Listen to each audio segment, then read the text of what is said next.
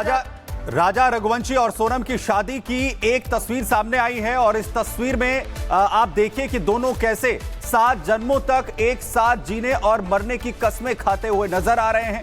लेकिन उससे पहले ही आखिर कैसे राजा को जो है वो मौत के घाट उतार दिया गया। ये तस्वीर जो है वो सामने आई जिसमें एक दूसरे के साथ जीने मरने की कसम खाते हुए नजर आ रहे हैं।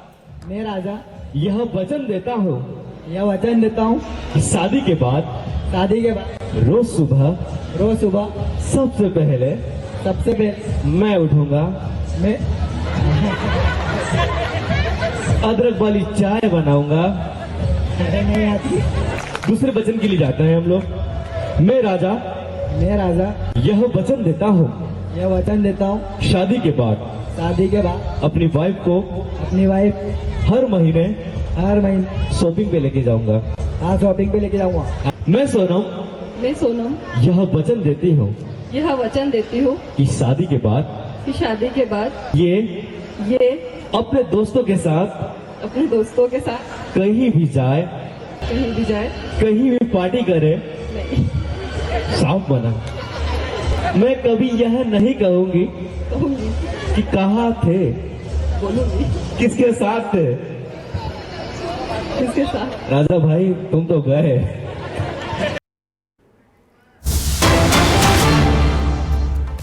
इस बीच बड़ी अपडेट आ गई है। राजा के हत्यारों के एनकाउंटर की मांग हो रही है। राजा के परिवार ने एनकाउंटर की मांग की है कि जिन लोगों ने राजा की हत्या की उनका एनकाउंटर कर दिया जाए। परिवार लगातार न्याय की मांग कर रहा है। अब बड़ी अपडेट है कि एनकाउंटर की मांग होने लगी है। विपिन रघुवंशी हमारे साथ हैं जो कि राजा के बड़े भाई हैं, उनसे बात करते हैं। विपिन जी, आज जो है सोनम और बाकी आरोपियों को उस स्पॉट पर ले जाकर पुलिस रिक्रिएशन कर रही है जहां पर वारदात को अंजाम दिया गया था। देखिए, जिस प्रकार से मेघालय पुलिस जो है इसमें अभी केस को रीओपन कर रही है, जैसे है जहाँ राजा और सोनम मिल गए थे और जिस जगह पे इन्हें वादा किए थे, तो इस प्रकार से तो मेघालय पुलिस जो है बहुत अच्छे से काम कर रही है। हम लोग इससे संतुष्ट है। बाकी मेरा मानना तो इसमें यह है, तो जिस प्रकार से इनको वापस से हर जगह पे ले जाना करना है, पूछताछ करना है, इसमें 6 महीने बिगड़ जाएंगे, फिर इनको पैरोल मिलने स्टार्ट हो जाएगी, तो ये लोगों के मतलब मन में जो डर था वो डर खत्म हो जाए धीरे करते करते। तो मेरा मानना तो इसमें यह है, इनको इनकाउंटर करो और केस खत्म करो। मतलब आप मांग कर रहे हैं आरोपियों का एनकाउंटर होना चाहिए, क्योंकि देखो जिस प्रकार से पुलिस को गुमराह कर रही है, पुलिस को मेघालय पुलिस को सोनम बाबा गुमराह कर रही है, कभी ये बोलती है ऐसा है, कभी ऐसा होता है। तो इतनी चीजें गुमराह करने से मतलब एक तरफ से फिर जैसे जिस इस काम को इतना बड़ा अंजाम दे सकती है वो है, तो वो लड़की कुछ भी कर सकती है। तो इससे बड़े को इनकाउंटर कर दो तो काम ही खत्म हो जाएगा बार में। अच्छा, दूसरा ये कि अगर भोपाल लाते हैं आरोपी जो सोनम है और बाकी आरोपियों को, और अगर आप लोगों का आमना सामना होता है या पुलिस आपका आमना सामना करवाती है, जैसे आपके जहन में कई सवाल हैं उनके जवाब के लिए, तो क्या आपके सवाल रहेंगे सोनम से? देखिए, मेरा सवाल तो उसमें एक ही रहेगा। मैं सोनम से एक ही पूछूंगा, तूने राजा को मारा क्यों? बस पहले उत्तर में बता दे, उसकी गलती क्या थी? तुझे छोड़ना तो छोड़ देती, वो तूने मारा क्यों? हमें तो इतने सवाल पूछना बस।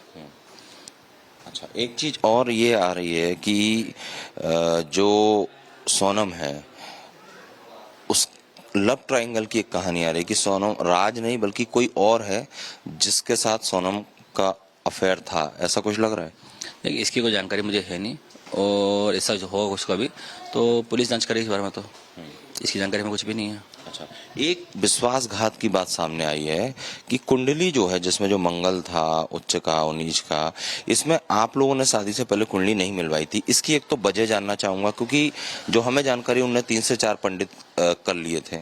देखिए, शादी के पहले जैसे कि जब रोका हुआ था उस टाइम पे भी हमने सोनम के घर द्वारा जो घर के परिवार जो है माता पिता इनके जो है उनके द्वारा उन्हें एक पंडित बुलाया गया था, तो इसने सारी कुंडली मिलाई थी। फिर उसके बाद उन्हें पंडित चेंज कर दिया, फिर दूसरा पंडित आया, फिर उसने सारी शादी की करी, फिर फेरे के टाइम पे 4 पंडित रही है। तो सब शुरू से एंड तक सब कुछ उन्हीं ने लेके आए थे। तो हम लोग एक पंडित झूठ बोला, 2 पंडित झूठ बोलेंगे। अब चाचा पंडित साथ में आ रहा है कभी है तो झूठ तो बोलेंगे नहीं। तो हमें लगा था इन लोगों ने जांच अच्छी तरह से करी होगी सारी चीजें। तो इस प्रकार से जो गुमराह हुआ वो गुमराह हम लोग होश में हुए थोड़े से है।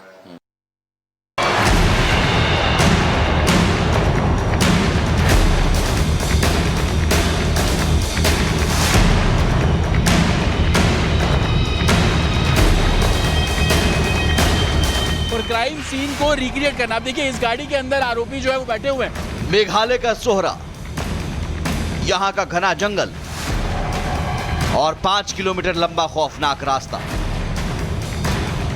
जहां खाई के किनारे मौत की स्क्रिप्ट लिखी गई। राजा रघुवंशी को 23 मई को मारा गया और 2 जून को मिली उसकी सड़ी गली लाश। ये वो रास्ता है जहां इंसानियत की हत्या हुई, जहां प्रेम का विश्वासघात में बदल जाना एक जघन्य साजिश बन गया। राजा की हत्या के इस मामले में आज पुलिस ने पूरे क्राइम सीन को एक बार फिर रिक्रिएट किया ताकि सच की तह तक पहुंचा जा सके। सोनम और उसके तीनों साथियों विशाल, आकाश, आनंद को लेकर पुलिस सोहरा घाटी पहुंची। वही जगह जहां राजा को मौत के घाट उतारा गया था। घटनास्थल से लेकर हत्या वाली लोकेशन तक लगभग 1 किलोमीटर का दायरा सील कर दिया गया। रिक्रिएशन के दौरान उस दिन की हर हरकत, हर एक स्टेप को दोहराया गया। रिक्रिएट करने के पीछे सबसे बड़ा मकसद यही है कि पूरा सीक्वेंस को पुलिस इस पूरे मामले में तैयार करेगी कि जिस स्कूटी से सोनम और राजा आए थे वो स्कूटी उन्होंने कहां पे पार्क की थी। बाकी के जो 3 किलर्स थे, विशाल, आकाश और आनंद, वो अलग स्कूटी पे थे, 2 अलग स्कूटी पे थे, उन्होंने स्कूटी कहां पे पार्क की और उसके बाद किस तरीके से वो लोग आगे बढ़े उस पॉइंट पर। पोजीशनिंग क्या थी, क्योंकि तमाम जो बातें हैं वो पूछताछ में निकलकर सामने आई। सोनम ने बोला था कि मार दो राजा को, वो उस समय सोनम की पोजीशन कहां पे थी, विशाल और बाकी के जो दोनों किलर्स है वो कहां पर खड़े थे, विशाल जिसने सबसे पहला वार किया उसकी पोजीशन कहां पे थी। तो कहीं ना कहीं इस पूरे सीक्वेंस को आज तैयार किया जाएगा। सीन रिक्रिएशन में सबसे अहम किरदार रही खुद सोनम। पूछताछ के दौरान पुलिस ने सोनम से हर कदम पर सवाल पूछे, घटना की टाइमिंग, राजा के कत्ल की पूरी प्लानिंग तक समझने की कोशिश की। सूत्रों के मुताबिक सोनम के जवाब कई बार खुद ही उलझे, जिससे साजिश और पक्की होती गई। सोनम और उसके 3 साथी विशाल, आकाश और आनंद को लेकर पुलिस उसी सौरा घाटी में पहुंची जहां पर राजा रघुवंशी की हत्या को अंजाम दिया गया। न सिर्फ हत्या की गई बल्कि राजा रघुवंशी के शव को खाई में फेंक दिया गया। पुलिस इस पूरे क्राइम सीन को रिक्रिएट कर रही है।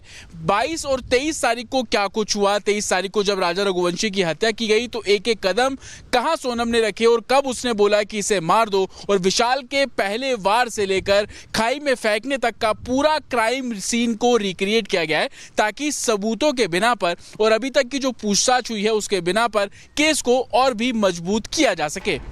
पुलिस को सोहरा घाटी में सीन रिक्रिएशन से ये साबित करने में मदद मिलेगी कि हत्या पूरी तरह प्लान की गई थी या नहीं। जांच अधिकारी इस पूरे सीन का दस्तावेज बनाकर कोर्ट में पेश करेंगे और आगे की कार्रवाई करेंगे। अब सवाल सिर्फ इतना है कि राजा रघुवंशी को इंसाफ कब मिलेगा। क्राइम सीन रिक्रिएशन से मिली जानकारी केस को मजबूती तो देगी, लेकिन साथ ही कोर्ट के कटघरे में यह भी साबित करना होगा कि साजिश किसने रची और हत्या किसने की। राजा की मौत सिर्फ एक हत्या नहीं, एक पूरा षड्यंत्र था जिसमें नफरत, लालच और धोखा छिपा था। लेकिन अब पुलिस की एक एक जांच इस केस को अंजाम तक पहुंचा रही है। क्या कोर्ट में भी यही सबूत कातिलों को बेनकाब कर पाएंगे? Bureau report, Republic Bharat.